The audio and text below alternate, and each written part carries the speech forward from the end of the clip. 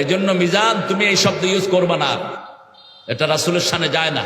আমি ধন্যবাদ জানাই একজন তাদের ঘরানার একজন বক্তা এই তারেক মনোয়ার, তিনি বলতেছে যে ওই ব্যক্তিকে ওর নাম নিয়ে বলতেছে, মিজান তুমি যেই কথাটা বলছো এই কথাটা তুমি ঠিক বলো নাই, কারণ আমার রসুলের পাককে কাউ বয় বলা যাবে না। কথা বলেন ঠিক কিনা?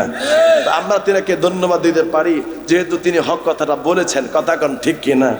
যদিও অনেক সময় তিনাকে দেখেছি যে ইনিও নারী রিসালাতের স্লোগানকে ফালতু স্লোগান বলেছে। কথা কোন নাউজুবিল্লাহ? কথা বলেন বাবা ঠিক কিনা? তারপরও যেহেতু উনি হক কথাটা বলেছে যে নবীজিকে কাউ বয় বলা যাবে না, তো যেহেতু এই কথাটা বলেছে সেই সুবাদে তিনি ধন্যবাদ পাইতে পারে। আরেক বেচারার দেখলাম দালালি করতে যাইয়া কি যেন এক আফসারি না কি নাম, এই বেচারা এটা মেন্টাল টাইপের আর কি, বৈশা বৈশা কিচ্ছা কাহিনী করে, শয়তানি করে, এইগুলা করে, এই গান গায়, কে কিতনা প্যারে প্যারে কি একটা গান আছে বদনাই, সেই গানগুলা ওয়াজের মঞ্চে কোরআন হাদিসের মঞ্চের মধ্যে গানগুলা গায়। এবং তাকে দেখতেছি সে বক্তব্যের মধ্যে বলতেছে যে মিজান ভাই যে কথা বলছে যে নবীজি কাউ বই, এটা বলে ঠিক কইছে। হ্যাঁ নবীজিরে কইছে। আরে বেটা, এই দেশের মধ্যে যদি ইসলাম শাসন ব্যবস্থা থাকতো তাইলে ওমর ফারুকের মতো যদি কোনো ব্যক্তি থাকতো তাইলে যারা নবীর সাথে গোস্তাকি করতো তাদের গর্দান আলাদা করে দিত। কথা বলেন ঠিক কিনা? নবীর দুশ্মন যারা, তাদের একটা মাত্র শাস্তি, সেটা হলো শিরচ্ছেদ করে দাও। ঠিক কিনা বলেন? আমাদের দেশের মধ্যে তো আর এই সিস্টেম নাই, এই জন্য আমরা আইন হাতেও নিতে পারি না। আমরা বিচার দিলাম আল্লাহর কাছে, আল্লাহ রসুলের কাছে। ইনশাআল্লাহ হাসরের ময়দানে তারা আল্লাহ রসুলের কাছে বেয়াজ্জতি হবে, এরা জাহান্নামের কীট হবে। কথা কোন ঠিক কিনা? বলতে পারেন হুজুর কেন তাদের বিষয়ে কথা বলতেছেন? বাবা, এদের বিষয়ে কথা বলার ইন্টারেস্ট আমার নাই। আমার নবীর সামনে কেউ যদি বেয়াদবি করে, বাবা আমার বাপ হলো, আমি তাকে সাথ দিয়ে কথা বলবো না। কারণ আমার নবী আমাদের জানের চাইতে বেশি কাছে, আমার নবী আমাদের জানের চাইতে বেশি আপন। আমরা সব ছাড়তে পারি, আমরা মুসলমানরা আমরা আমাদের নবী ছাড়তে পারি না।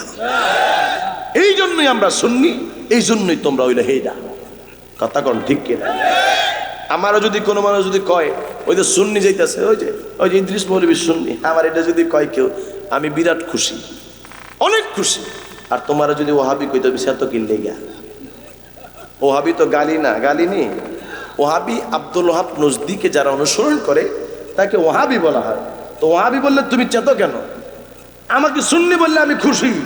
তুমি আমার কাছে আইবে, আমি তোমার মাঝে মাঝে 200 টাকা খাওয়ামু, কারণ তুমি আমার সুন্নি কইছো।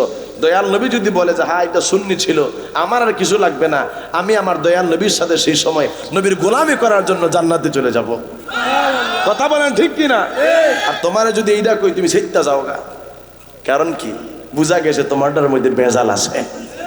কথা কোন ঠিক কিনা? আমার বাবার কষ্ট হচ্ছে।